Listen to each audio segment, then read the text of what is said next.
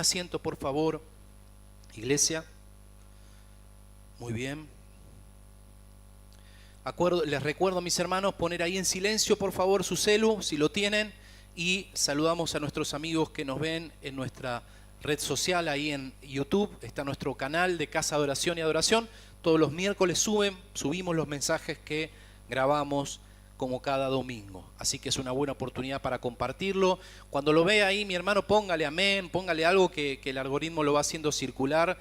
Póngale algo, escriba, saludos, no sé, ponga cualquier cosa ahí en los mensajes, porque eso también da mayor visualización. Muy bien, vamos a comenzar. Quiero arrancar esta mañana con una imagen de una mujer, que la tengo por aquí, a ver si lo tienen los chicos.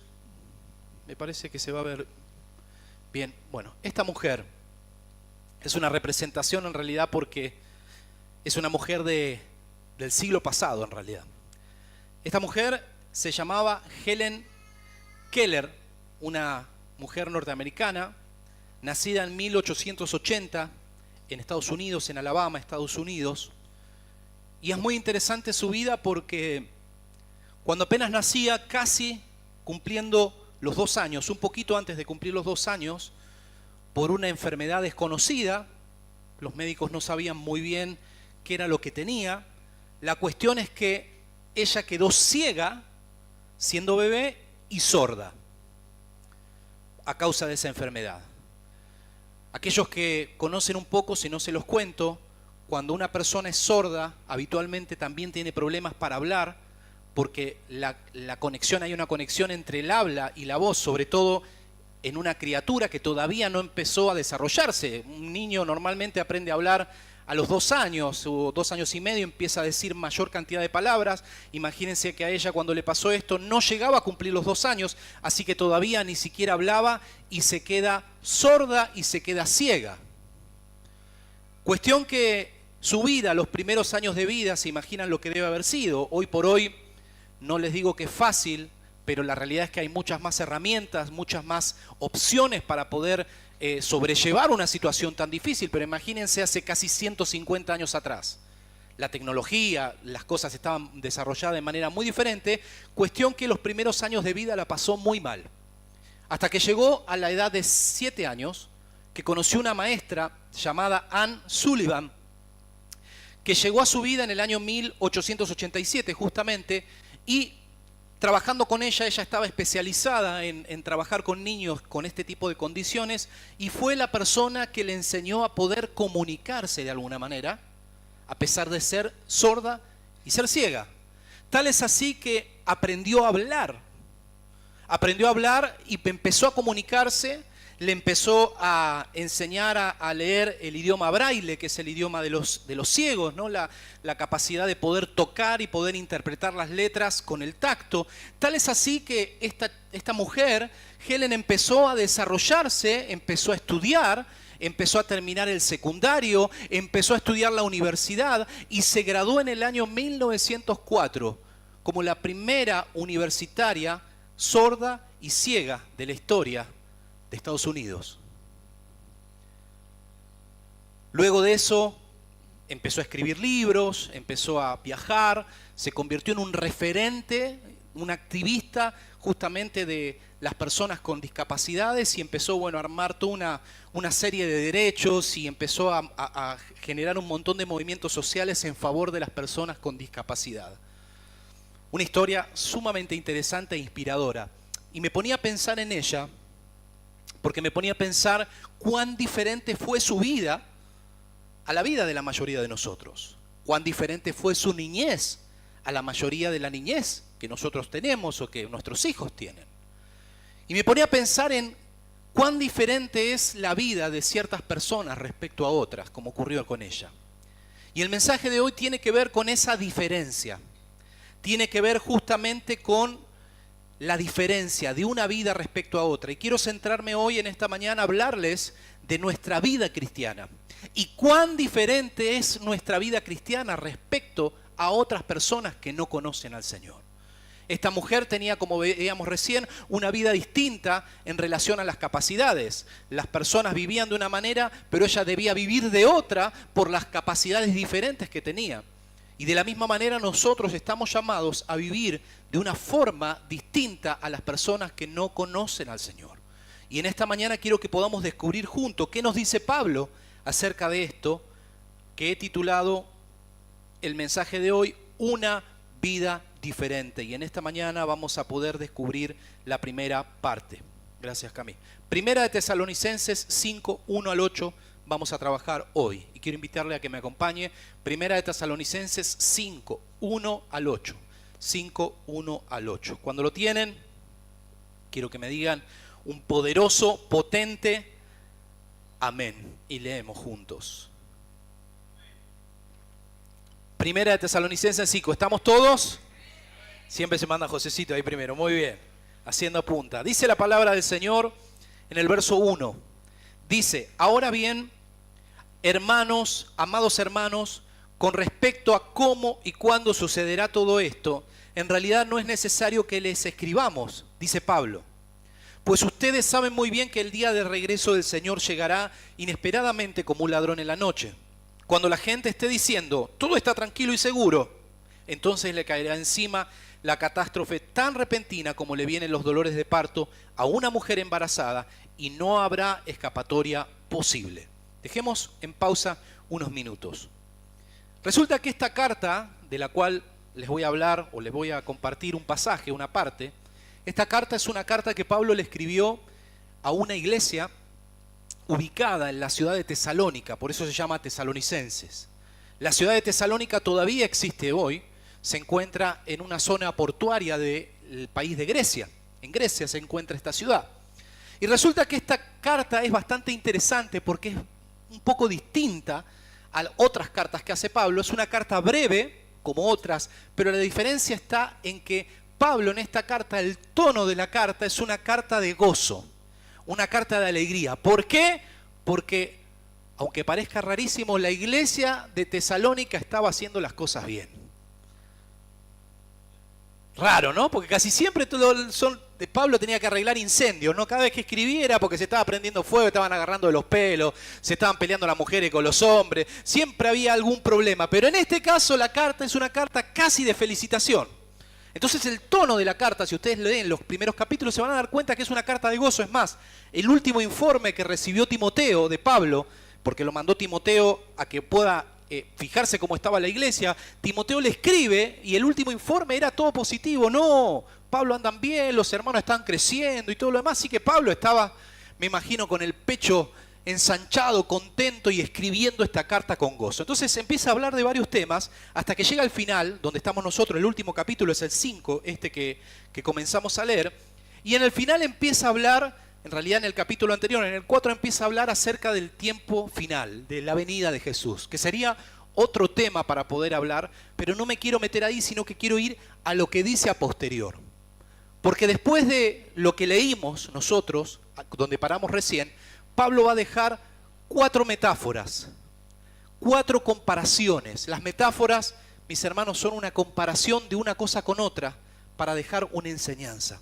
Entonces Pablo va a usar 4 metáforas para explicar cómo es de diferente la vida del cristiano o cuán diferente es y debe ser la vida de un cristiano respecto a aquellos que no conocen a Jesús. Así que vamos a comenzar. La primera de las metáforas se encuentra en el verso 4. Acompáñenme a poder leerla juntos. Dice Pablo, pero ustedes, amados hermanos, no están a oscuras acerca de estos temas y no serán sorprendidos cuando el día del Señor venga como un ladrón. Primera parte del verso 5 dice, pues todos ustedes son hijos de la luz. La primera metáfora que usa Pablo aquí para dar la enseñanza que quería decir es luz respecto a oscuridad. Luz y oscuridad. Luz y oscuridad. Pablo usa esta metáfora para comparar nuestra vida cristiana, la vida de un cristiano con la luz, con la claridad, con aquello que se ve. Y con esto quiere enseñar o quiere decirnos cómo es y debe ser la realidad de un cristiano.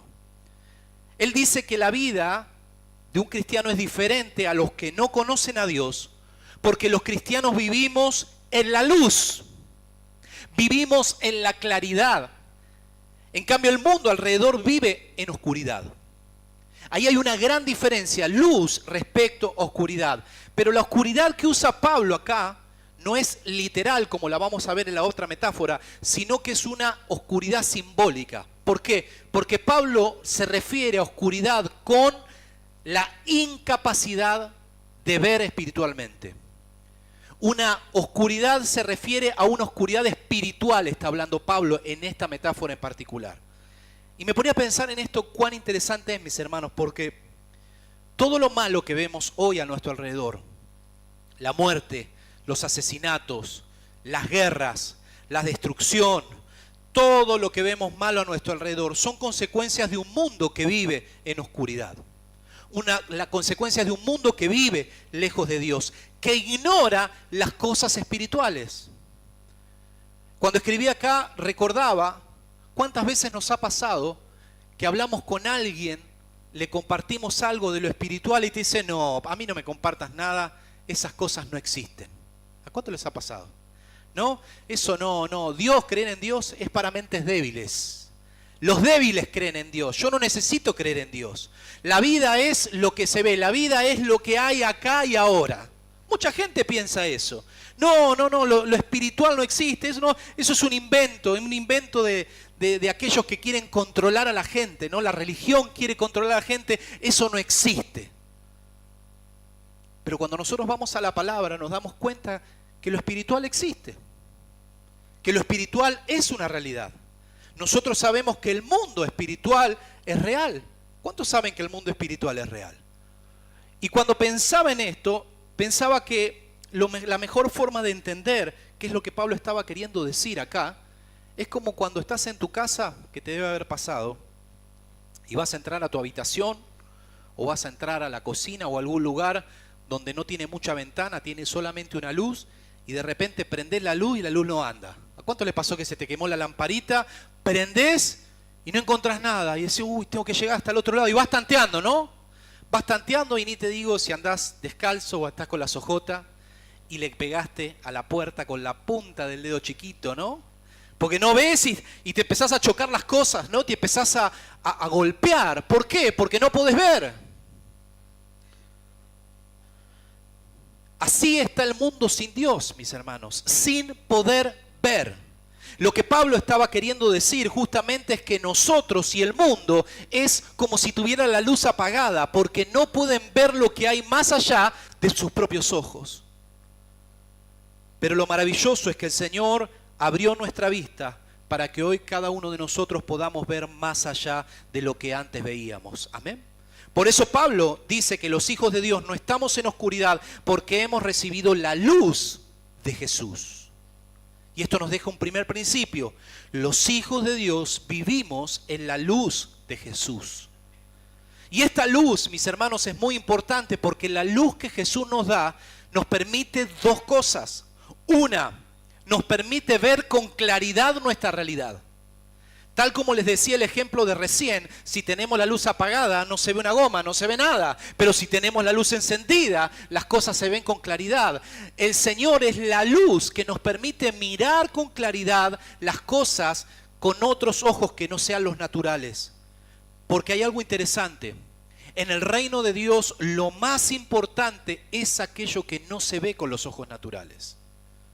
Pablo habla de esto en 2 de Corintios capítulo 4, verso 18. Dice, así que no miramos, Pablo dice, las dificultades que ahora vemos. En cambio, fijamos nuestras vistas en cosas que no pueden verse. Pues las cosas que ahora vemos, que ahora podemos ver pronto se habrán ido, lo que vemos hoy. Pero las cosas que no podemos ver permanecerán para siempre. Hay una realidad espiritual que es más importante, mi hermano, lo que no se ve con los ojos naturales que lo que se ve. Las cosas eternas de las que Pablo nos habla aquí, hoy las podemos ver gracias a ¿qué? Gracias a que tenemos la luz de Jesús en nuestras vidas. Y hoy yo te puedo hablar de cosas espirituales y vos podés entenderme porque el Señor ha traído luz a tu vida para que lo puedas ver. Eso es lo primero que hace la luz de Jesús. Por eso, gracias a Jesús no perderemos tiempo en las cosas de esta tierra, o no perdemos tiempo solamente en mirar lo que pasa a nuestro alrededor, porque aprendimos a ver más allá de lo que hoy se ve, de lo que naturalmente se ve. Y cuando lo hacemos, nos vamos a golpear menos y vamos a poder vivir una vida que valga la pena. ¿Cuántos dicen amén a eso? Pero por otro lado, esta luz nos permite también no solo ver nosotros, sino también iluminar a otros. En medio de un mundo que veíamos antes, o como veíamos antes, que está a oscuras, un mundo que está con la luz apagada, un mundo que no puede ver más allá, porque ignora lo que pasa. Cree que la vida se termina cuando te morís. Cree que la vida se termina a los 80 años. Mucha gente cree que la vida llega hasta ahí. Pero ¿qué pasa? Nosotros tenemos la luz de Jesús para iluminar también la vida de los demás.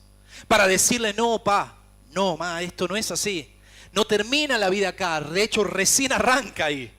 Porque la vida en esta parte de la eternidad es mucho más corta que la que va a haber del otro lado. Entonces la vida empieza recién cuando morimos. La gran parte de nuestra vida empieza ahí. Y nosotros podemos iluminar a otros con la luz de Jesús. Por eso, mi hermano, hay algo importante. Y es un tiempo, mi hermano, el que estamos viviendo para no huir de la oscuridad, sino iluminarla con la luz de Jesús. No huyas. Aprovecha lo que el Señor te da para iluminar y llevar luz en medio de la oscuridad. Amén. Pero hay un versículo más, o el versículo nos agrega un detalle más. Cuando Jesús dice, o cuando Pablo dice que Jesús volverá y será una sorpresa. ¿Saben que pensaba en esto? Porque algunas posturas bíblicas sostienen que cuando venga el retorno de Jesús, nosotros ya vamos a haber sido arrebatados en el rapto. Algunos creen que ya vamos a estar en el cielo. Algunos teólogos, hay un montón de libros escritos sobre esto. Pero otros creen que nosotros vamos a estar en la tierra cuando Jesús vuelva a buscarnos. Ahora, no me voy a meter ahí porque sería un tema demasiado largo y más de instituto bíblico que de acá, del púlpito. Pero quiero ir a este punto. Durante mucho tiempo, mis hermanos, gran parte de la iglesia, cuando se le hablaba del retorno de Jesús, lo escuchaba con miedo. ¿No? Con miedo. Y pastor, ¿y cómo va a ser? ¿Y cómo me voy a quedar, no? ¿Y qué va a pasar? ¿Y cómo sé que me voy a ir? ¿Y cómo sé que el Señor me va a venir a buscar? ¿Y cómo sé que...? Y mucha gente, mi hermano, la iglesia ha crecido durante mucho tiempo con miedo, con temor. De si soy salvo, si no soy salvo, si perdí la salvación, me equivoqué ayer, ¿qué hago? Le pido perdón al Señor. Y si justo viene cuando metí la pata y me equivoqué y justo se me escapó una mala palabra y llega el Señor ahí, ¿qué hago? ¿Me quedo? ¿Me voy? ¿Dónde? Bueno, y la gente ha vivido mucho tiempo dentro del camino del Señor con miedo. Pero aquí Pablo lo que nos da a entender es que cuando Jesús vuelva, la sorpresa no será para los que están en Cristo, sino para los que no están en Cristo. Aquellos que están en Jesús, aquellos que estamos en el camino de Dios, no importa cuándo venga, mi hermano, puede venir hoy, mañana, pasado, pero nosotros nos vamos a ir a la presencia de Dios con Él. ¿Cuántos dicen amén a eso? Así que no tengas miedo, mi hermano. El miedo lo tienen que tener los que no conocen al Señor, porque esos sí van a ser sorprendidos infraganti y ahí van a estar hasta las manos, porque en ese momento ya va a haber sido demasiado tarde. Pero nosotros, mi hermano, tenemos que estar tranquilos, porque cuando venga el Señor sabemos que nos vamos a ir a la presencia de Dios con Él. ¿Amén? ¿Cuántos creen esto? Pero sigamos adelante. La palabra del día. Hablaba recién que decía de la luz y del día. No pertenecemos a la oscuridad y a la noche. La segunda metáfora que usa Pablo puede sonar parecida a la primera, pero hay una gran diferencia que la vamos a ver a continuación. Pablo, la segunda metáfora que usa es día y noche. Primero usa luz y oscuridad y la segunda metáfora es día y noche. Pablo aquí compara nuestra vida con el día. Al principio la comparaba con la luz, ahora lo compara con el día. Y con esto intenta explicar cuál es y debe ser nuestro lugar en Cristo Jesús. En esta segunda metáfora, como les decía, puede sonar parecida a la primera porque las dos hablan de oscuridad. Pero el significado que Pablo le da a la palabra oscuridad es diferente en la primera y en la segunda. En la primera, como veíamos, se refiere a ignorancia espiritual, a incapacidad de poder ver. Como se dice hoy, no la ven, ¿no? Eso es lo que se refiere Pablo en la primera. Es la gente no puede ver la realidad espiritual, no tiene la capacidad de verla. Esa es la oscuridad que Pablo habla en la primera metáfora. Pero la segunda metáfora, la oscuridad a la cual se refiere Pablo, es andar en las tinieblas. Es otro tipo de oscuridad. Es una oscuridad que tiene más que ver con nuestro comportamiento, con justamente el lugar que ocupamos. Cuando escribía el mensaje me ponía a pensar en esto. ¿Alguna vez se han puesto a pensar por qué la mayoría de las cosas malas suceden a la noche? Piensen por un minuto. A la noche normalmente sucede la mayoría de los robos, sucede la mayoría de los asesinatos, sucede la perversión, los ritos satánicos, la mayoría de las cosas malas ocurren a la noche. Es una realidad, es un dato. Por eso la Biblia compara noche con tinieblas. Compara la noche con las tinieblas, como lo hizo acá en este pasaje. Pero Pablo nos dice que nosotros no pertenecemos a ese lugar. Los hijos de Dios no pertenecen a la noche. Los hijos de Dios pertenecen al día. Quiere decir que no pertenecemos a lo malo, sino que pertenecemos al día. Y esto nos deja un segundo principio. Los hijos de Dios, mis hermanos, vivimos en el día.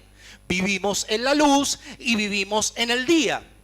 Y la pregunta podría ser, ¿qué día? ¿O qué se refiere Pablo con día?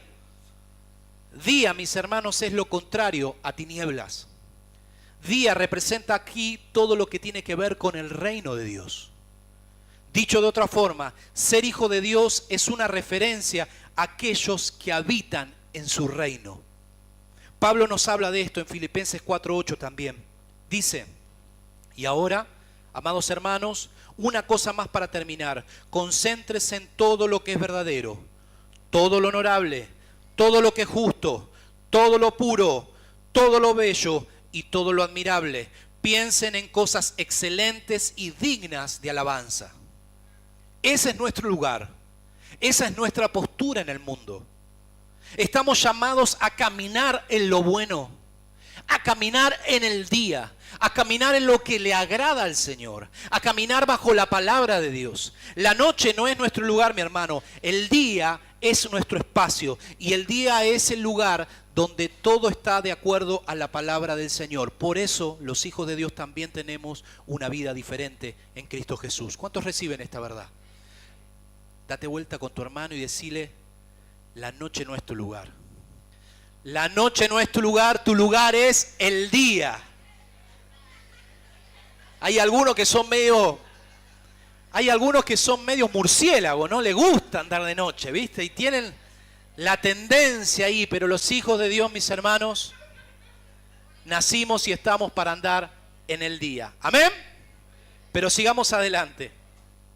Algunos se ríen porque alguna cosa deben saber ahí. Decía mi mamá también, el que solo se ríe de sus picardías se acuerda, ¿no? Dice la palabra en el verso 6, pero sigamos. Así que manténganse en guardia, no dormidos como los demás, estén lúcidos y alerta. Es en la noche cuando la gente duerme y los bebedores se emborrachan. Vamos a dejar en pausa un minuto acá. La tercera metáfora que nos enseña Pablo en esta mañana es lo que significa dormido y despierto, o despierto y dormido. Pablo compara acá nuestra vida cristiana con estar despierto. 3 simbolismos ya. Primero, con estar en la luz. Segundo, con estar en el día. Y tercero, con estar despierto. Y en esta metáfora lo que trata de mostrar Pablo es cómo debe ser nuestro estado. Cómo debe ser nuestro día a día. Cómo debe ser nuestra vida cotidiana. Estamos en un mundo, mis hermanos, que no hace falta que se los diga, pero es un mundo que vive enfocado en las cosas de esta tierra. Vive para hacer dinero, para poder tener más cosas materiales, para poder consumir, para poder disfrutar, ¿no? ¿Y qué es lo que querés? Yo lo único que quiero es ser feliz, ¿no? Se escucha esa frase, no, yo quiero ser feliz. ¿Qué es ser feliz? Andá a saber lo que es ser feliz, porque pueden ser 2 millones de cosas y puede ser lo que te dé felicidad hoy, no te puede dar mañana. Pero bueno, no vamos a perder tiempo en eso, en explicarlo. Pero el punto es que el mundo vive en esa realidad. Vive buscando las cosas justamente de esta tierra. Y hay muchas de las cosas de esta tierra, mis hermanos, que no tienen nada de malo en sí. O sea, querer tener una casa no tiene nada de malo, querer, no sé, tener algunos bienes para mi familia, querer poder irme de vacaciones junto a mi familia, está todo bien. Pero el punto es que Pablo le llama a todas esas cosas de la tierra estar dormido. Pablo dice, si ustedes están enfocados en las cosas de esta tierra, están dormidos.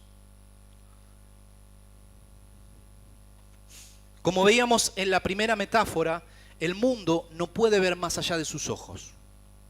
El mundo no puede ver más allá de una casa, más allá de un viaje, más allá del dinero. No puede ver porque no le ha sido revelada la realidad espiritual. Y por eso concentra toda su vida en perseguir lo único que puede ver, que son las cosas de esta tierra. El mundo se concentra en todo lo que ve porque es lo único que tiene. Pablo dice, en cambio ustedes no se concentren igual que los demás, porque ustedes no están dormidos, ustedes están despiertos. Y caminen como despiertos. Aquellos que no conocen al Señor, está bien que estén en esa realidad. Ojalá pueda el Padre abrirle los ojos y nos use a nosotros para abrirle los ojos. Pero lo que Pablo dice, ustedes no caminen igual que los demás, porque ustedes no están dormidos, están despiertos. Estén atentos. Esto nos deja un tercer principio. Los hijos de Dios vivimos despiertos, mis hermanos. Vivimos y debemos vivir despiertos. Nosotros no estamos llamados a vivir dormidos igual que los demás, sino despiertos. Jesús habla lo mismo en uno de los evangelios, en Mateo 24, 42. Le dice a sus discípulos, así que ustedes también deben estar alerta, porque no saben qué día vendrá su Señor. De alguna manera lo que está diciendo Jesús va en sintonía con lo que Pablo le está diciendo a esta iglesia, que es: iglesia, estemos preparados, iglesia, estemos despiertos, iglesia, no perdamos tiempo en tonterías, iglesia, no perdamos tiempo, no nos durmamos, no nos quedemos ahí en pasivos, sino que de alguna manera estemos despiertos, caminemos de manera despierta, caminemos mirando lo que tenemos que mirar, viendo lo que tenemos que ver. Tal vez alguna vez le llevamos la luz del Señor a alguien y esa persona, como hablábamos recién, no lo ve, no importa, pero nosotros, mis hermanos, tenemos que ser aquellos que caminemos despiertos en esta tierra hasta que lleguemos a la presencia de nuestro Señor. Amén. De eso se trata, por eso nuestra vida es diferente, mi hermano. El mundo va a perder tiempo, se va a querer enfocar y muchas veces nosotros tenemos la tendencia a entrar en esa dinámica, a entrar en la vorágine del consumismo, ¿no? Y de que quiero cambiar, y de que quiero tener, y de que quiero tener 2 zapatillas, no tengo 2, quiero tener 3, y tengo 3 y quiero tener 4, y tengo el celular, el iPhone 14 y quiero tener el 16, cuando sale el 16, sale el 17, quiero el 17 también, y entramos en esa dinámica que son las cosas de esta tierra. Pablo nos está diciendo, iglesia, no entren en eso porque están dormidos ellos. Ustedes manténganse despiertos en lo que dice la palabra, alertas, sirviendo al Señor, bendiciendo, que a eso nos ha llamado Dios, por eso nuestra vida es vida diferente.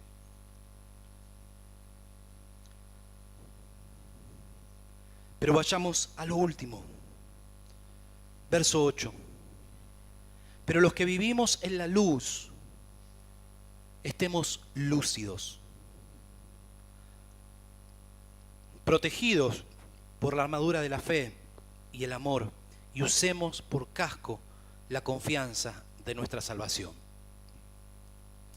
Acá se abre varios temas que tienen que ver con la armadura del cristiano, que no voy a entrar ahí porque quiero centrarme solamente en la metáfora y en la primera oración de lo que leímos. La cuarta metáfora tiene que ver con la sobriedad, la lucidez, con no estar borracho. Algún desprevenido puede pensar que cuando Pablo dice borracho está hablando del alcohol, o está hablando de que no podemos tomar un vaso de cerveza, brindar. No, hay que brindar con el ananá fizz sin alcohol, ¿no? Ahora que vienen las fiestas. Pero en realidad no va por ahí. El alcohol es algo más, pero el simbolismo de lo cual Pablo nos está hablando acá es mucho más profundo que un vaso de alcohol. Pablo lo que hace acá es comparar nuestra vida cristiana con estar sobrios. Le dice, ustedes son cristianos y tienen que estar sobrios. ¿Pero a qué se refiere con esto? Pablo quiere dar a entendernos un aspecto sobre el dominio personal, sobre el autocontrol. En la última metáfora, el apóstol Pablo se refiere a todo aquello que controla nuestra vida. Y acá me quiero detener unos minutos. Gran parte del mundo que vive a nuestro alrededor vive borracho, en palabras de Pablo. ¿Qué significa borracho? Vive dominado por determinadas cosas. Por ejemplo, una parte del mundo vive dominada por el placer. Por ejemplo, vive para sentirse bien. Sale de noche para sentirse bien, sale con mujeres para sentirse bien, se droga para sentirse bien, viaja para sentirse bien. Lo único que le importa es sentirse bien porque está dominado por el placer, lo que se llama hedonismo. Otras personas, por ejemplo, en el mundo viven dominadas por las emociones. Hoy, con todas estas corrientes ideológicas que hay, una de las emociones que más ha proliferado es el odio. Entonces encontramos que mucha gente vive llena de odio, dominada por el odio. A veces un odio personal contra alguna relación cercana, familia, amigos o lo que sea, vive odiando. Y otras personas, tal vez por una ideología política, odian a las personas del otro bando, ¿no? La derecha odia a la izquierda odia a la derecha. Entonces vivimos en ese ambiente de odio. Me recordaba cuando ganó hace unos días, a principio del mes pasado, cuando ganó Donald Trump, que ganó las elecciones en Estados Unidos, que hicieron un recorte de todos los progres y todas las personas que se pusieron a gritar y a llorar y a enojarse y a romper cosas porque había ganado Trump, ¿no? Y era entre una mezcla de tristeza, vergüenza, risa, o sea, todo eso te daba ese tipo de videos porque veía gente dominada por un sentimiento, por el odio, por la bronca, por la frustración o por lo que sea. Entonces encontramos que gran parte del mundo está borracho porque está dominada, como veíamos, por placeres, por sentimiento, y otras veces otros viven dominados, como hablábamos hace unos minutos, por las cosas de esta tierra. Viven por y para hacer plata, por y para comprar cosas, por y para consumir, por y para tener más. Están dominados por las cosas de esta tierra. Frente a esto, Pablo dice, pero ustedes no. Los hijos de luz, los hijos de Dios, no pueden estar dominados por lo que pasa en el mundo, dominado por nada de esta tierra. Y usa la palabra borracho. No deben estar borrachos con las cosas de esta tierra. Y la figura de borracho es interesante porque Pablo la elige, porque una persona borracha, mi hermano, no sé a cuántos le han visto a alguna persona borracha, seguramente alguna vez, o en algún dibujo, o en alguna película, o en alguna cuestión, pero hay una particularidad que tiene el borracho y por la cual elige Pablo esa figura, y es que una persona borracha no puede valerse por sí misma. El borracho quiere hablar bien y no puede hablar bien porque se le traba la lengua, habla como Macri más o menos. Los orcos, ¿no? Y habla así, ¿no? Y habla de esa manera. Y por otro lado no puede caminar bien porque empieza a caminar y empieza a irse para el costado, ¿no? Entonces lo que Pablo está usando, la referencia del borracho, es de una persona que no puede dominarse a sí misma, que está dominado por otra cosa, que en este caso es el alcohol. Entonces Pablo lo que dice es, ustedes no estén dominados por nada de esta tierra. O de otra palabra, o de otra manera, expresarlo de esta forma, no dejen que nada de esta tierra los domine. No dejen que nada de esta tierra los controle. No dejen que nada de esta tierra les saque la capacidad de controlarse. ¿Por qué? Porque el reino de Dios es dominio propio, y ahora lo vamos a ver. Pero antes, esto nos deja un cuarto principio y es, los hijos de Dios vivimos sobrios. Los hijos de Dios estamos llamados a vivir lúcidos. ¿Qué significa esto? Que nada en esta tierra puede controlarnos, porque lo único que puede controlarnos debería ser el Espíritu Santo, que puede guiarnos. Pero dice la palabra en 2 de Timoteo, capítulo 1, verso 7, dice que Dios no nos ha dado un espíritu de temor, de timidez, sino de poder, de amor y dominio propio o autodisciplina, dice esta palabra. Quiere decir que el espíritu que Dios nos ha dado un espíritu que nos permite dominarnos a nosotros mismos. No nos permite, no, pastor, a mí no me sale, no, yo no puedo hacerlo, no, no puedo venir. No, mi hermano, eso no es bíblico. Si hay algo que no podés hacer es porque hay algo que te está controlando todavía. Porque en Cristo somos más que vencedores. En Cristo podemos hacer lo que tengamos que hacer porque podemos dominarnos a nosotros mismos para la gloria de Dios. Entonces, en palabras de Pablo, estar lúcido es tener control de nosotros mismos, tener control de nuestras emociones, de lo que escribimos, de lo que ponemos, de lo que hablamos, de lo que escribimos en las redes sociales. Muéranse todos, maldita sea, muéranse todos, ¿no? Y ponemos de lo que escribimos, de lo que decimos, de lo que hacemos. El Espíritu Santo nos da dominio propio justamente para controlarnos. La palabra control significa justamente no estar intoxicado por nada, no estar dominado por nada. Por eso, mis hermanos, no dejemos que nada en esta tierra nos controle, que nada nos domine. A pesar de la tentación que pueda haber, a pesar de las influencias que muchas veces levanta el enemigo, no dejemos que nada nos domine. Mantengamos nuestro dominio propio, porque estamos llamados a vivir una vida diferente. No sé si alguien bendice el nombre del Señor por esto. Para ir cerrando, Pablo nos agrega en los próximos versículos algunas enseñanzas más y algunos símbolos más que no son metáforas específicamente, pero darían para otra parte, así que se los voy a compartir el próximo domingo. Pero para poder terminar por la parte que vimos hoy aprendimos, mis hermanos, que nuestra vida es diferente porque somos hijos de luz, que nuestra vida es diferente porque somos hijos del día, que nuestra vida es diferente porque estamos llamados a estar despiertos mientras los demás van a estar dormidos, y que nuestra vida es diferente porque estamos llamados a ser sobrios, a no estar dominados por nada.